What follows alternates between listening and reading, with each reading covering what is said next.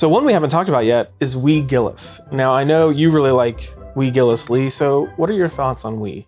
I love Wee Gillis. I love all of these books, but I love Wee Gillis because I think Wee Gillis shows us how we are prepared for a calling unexpectedly, right? And so when Wee Gillis is down in the lowlands, he has to call the cows, the long-haired cows in the lowlands, and so he has to, learn to use his voice, and then when he's up in the highlands, he has to hold his breath so that he doesn't scare the stags.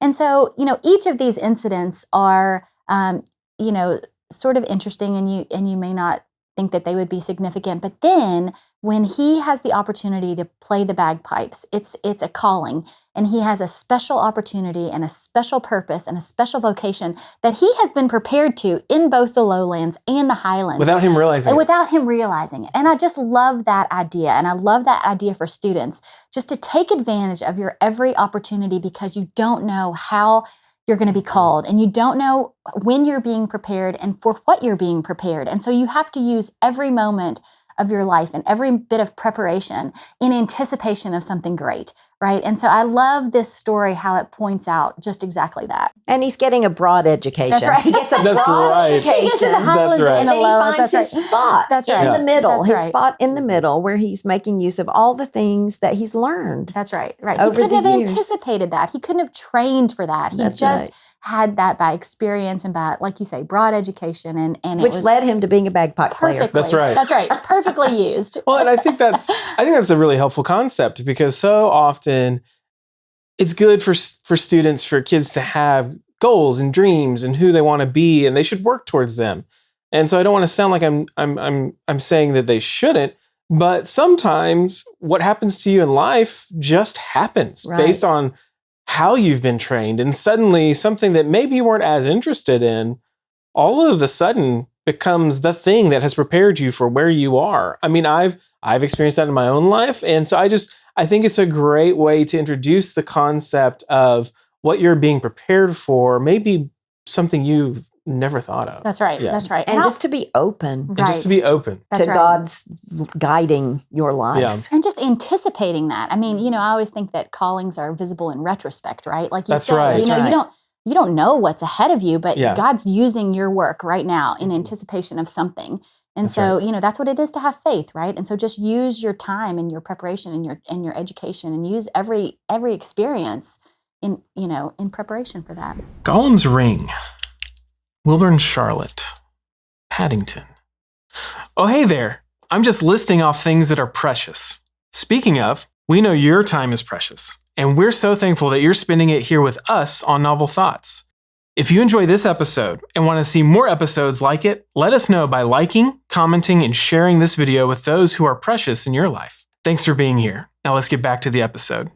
Recently, I was doing some work on our guides for Robinson Crusoe, and one of the just interesting connections I had here was that Wee Gillis is asked to live either in the highlands or the lowlands, and he has family in both, and it's his family that's trying to convince him to go to one or the other, and it's the just intrusion of this random man here at the very end who comes in at the middle, right between the highlands and the lowlands.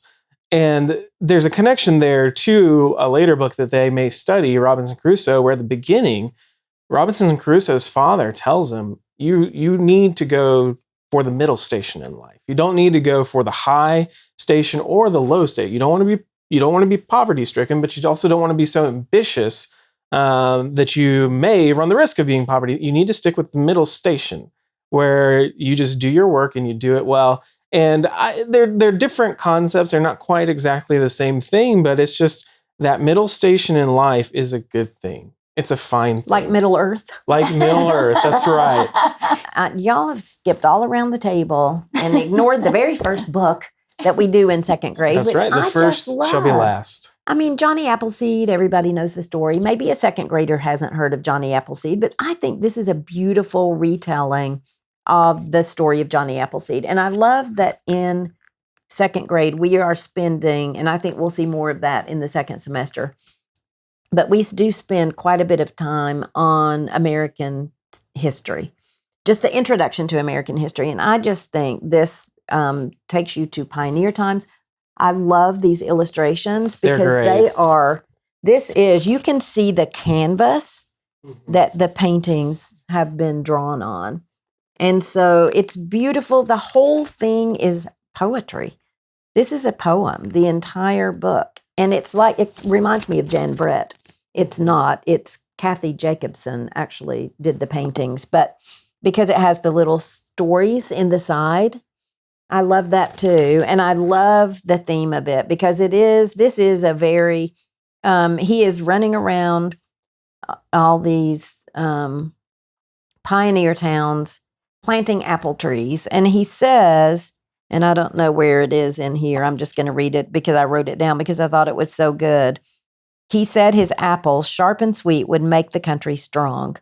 So he's making a parallel between planting these trees and young America becoming a strong country. Right. And that it is the same thing, that you're doing the same thing. And he says later, to grow a country or a tree takes just a planter who will seed and tend till in the end the earth's best dreams come true, which is pointing back, I think, to our founding fathers who planted a country and in the way that he's planting a tree. But it's also very, it's got a very strong Christian theme because he's always carrying a Bible. He always has a Bible in his hand. So he's caring for people physically as well as spiritually. And I think for the first week of second grade, where things are always just a little, everybody's trying to adjust, that this is the perfect story and told in poem. So there's quite a bit of repetition. And I just think it's beautiful. And I didn't want to skip it. Well, and it's a great story, too, because it is, it orients the perspective to the future, right? And so it's just, for especially for a young, student, you can see that, a small seed is going to produce something long lasting and good. And, and they've had so many books about trees and all the good things that a tree can bring. Yes. And this tiny seed is able to produce that and just to give so much, goodness for such a long period of time in the future. And so, I think that's a great lesson for the students. And it's like classical education, right? I mean, it is. It's something that continues to grow, and it's something that continues to give, even when the planter isn't planting anymore. It exists. Someone gave it to us. We didn't plant the trees in our own yard. Someone thought of us before we even existed and planted these trees for us, and we get to enjoy them. And so just the gratitude for the people who have been giving us these things. One more. Looks like you have another one. I know. I just love these second grade books. They're so good. Okay, I told you to read this. And we almost forgot it on the table. I almost forgot it. I just saw it and I was like, we can't skip Jonathan Tumi. Sure. Because I want to know what you thought about Jonathan Tumi. I told you to read it. Yeah. It's a tearjerker. I think it's very beautiful. I think the illustrations are beautiful. We've discussed that even just by ourselves. But the story is such a perfect Christmas story. It is. And it's one of those that I do think it's an elevated kind of literature for the student because I don't know if it ever uses the word hope. I can't recall if the word hope is in there, but that's what it's about. It is. His behavior is changing throughout. Yes, like Heidi. This is right. Uncle Alp. Mm-hmm. Yeah. Who, the community has rejected because he rejected them his grief. In his grief. Which I think is made clear. But he is unapproachable. Right. Until the innocent child approaches him. And then the child doesn't have a father. He becomes like a father figure. And he even though there's this grumpy man that doesn't want company, this child just keeps coming and coming.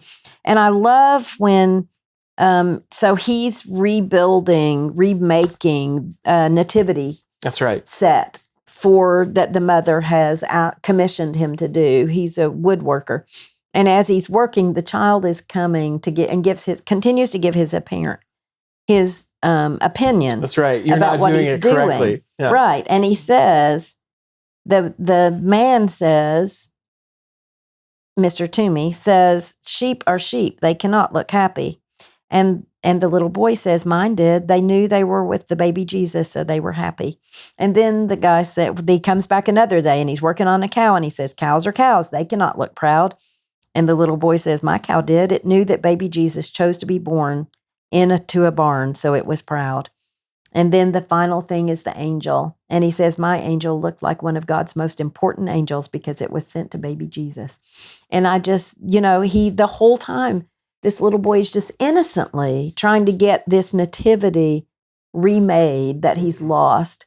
But the whole time he's witnessing to Jonathan Tumi and bringing back to him a life, a Christian life and the importance of it. And I just think it's just probably out of all of our Christmas for all the years, I think this to me is the best one. One subtle thing about this book that I really like that kind of struck me was that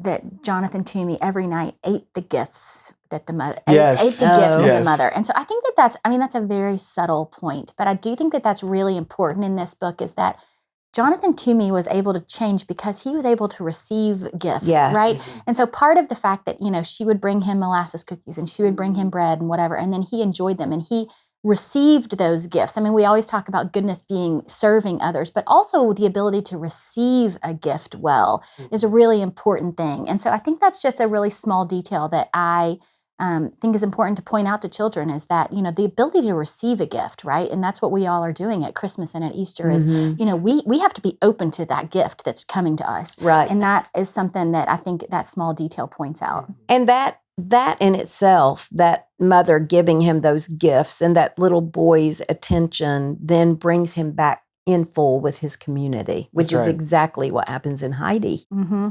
That's right. Those little subtle clues as to what's going on is a great way to really introduce students to how to read literature because just like you said, he eats the gifts that the mother gives. That's not clear the first time. You may think it's a happenstance that he happens to eat. I forget what else he eats, but he eats the thing that she gives, but something else. So you think, oh, maybe I don't know. But in the second scene where she gives him those gifts again, it's clear, oh, he's eating those gifts. And so teaching students to be observant about that, to pay attention to those things is great. And then to be observant about his actions, because really it's a series of vignettes of the same thing happening. Right. The family comes, the mother and son come. He lets them in. Like you said, he's willing to receive them. They sit down. He works on his stuff. As the boy is telling him what he needs to do better, that's forming and fashioning himself. He's becoming happier as he realizes what he's doing. But also, every time they come to the door and knock, he responds in a different way. The first time he kind of grumbles as he goes and opens the door, but by the end, he jumps up to go receive them.